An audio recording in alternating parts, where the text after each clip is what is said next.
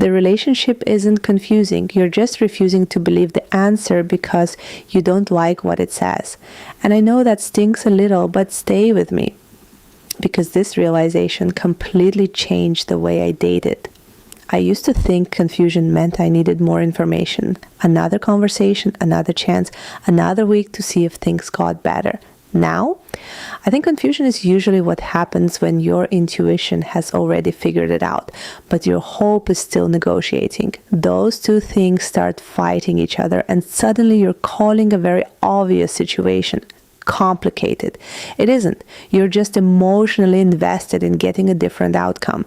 Here's something I noticed. Women will describe a man in one breath by saying, he's inconsistent, he disappears for days, he doesn't introduce me to anyone, he avoids talking about the future, I never know where I stand, and then finish with, I'm just so confused. No, you're actually incredibly informed. You just don't like the information. Because if someone only reaches for you when it's convenient, if they only become affectionate after you pull away, if every conversation about commitment somehow turns into you comforting them instead, the relationship is speaking loudly. The problem is that we've been taught to believe words are the highest form of truth. I completely disagree. Behavior is. Your brain naturally gives more weight to actions than promises. Because actions are expensive, words are cheap. Anyone can say they're busy. Anyone can say they care. Anyone can say they see a future with you. Consistency costs something. Effort costs something. Reliability costs something. That's why they mean more.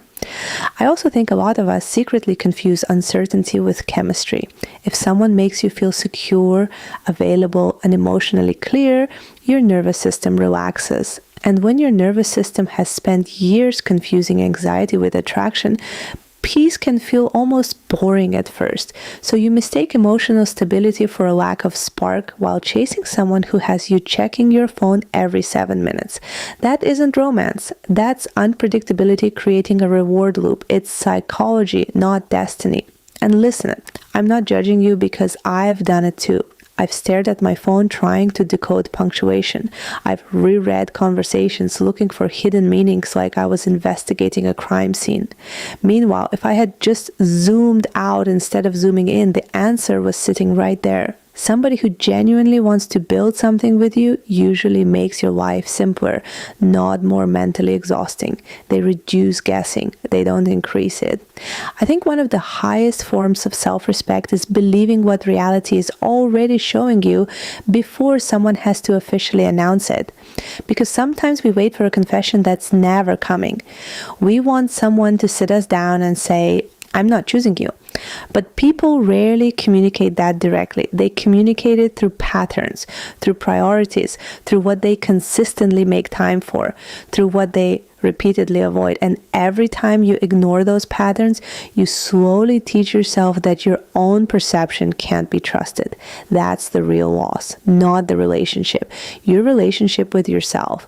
I never want to become the kind of woman who argues with reality just because I'm emotionally attached to a fantasy. That fantasy has never paid my bills, protected my peace, or made me feel deeply loved. Reality can't. Reality tells me exactly where I stand if I'm brave enough to watch instead of wish. So the next time you hear yourself saying, I'm just confused, ask a different question. Instead of asking, what does he mean? Ask, what have his repeated actions already taught me? That question will save you months, maybe years. You deserve relationships that leave you feeling chosen, not investigative, loved, not hypervigilant, calm, not constantly collecting evidence. You don't need better detective skills. You need the courage to accept the answer that's already been sitting in front of you. And once you do, watch how quickly your standards stop feeling lonely and start feeling like home. Love you no matter what.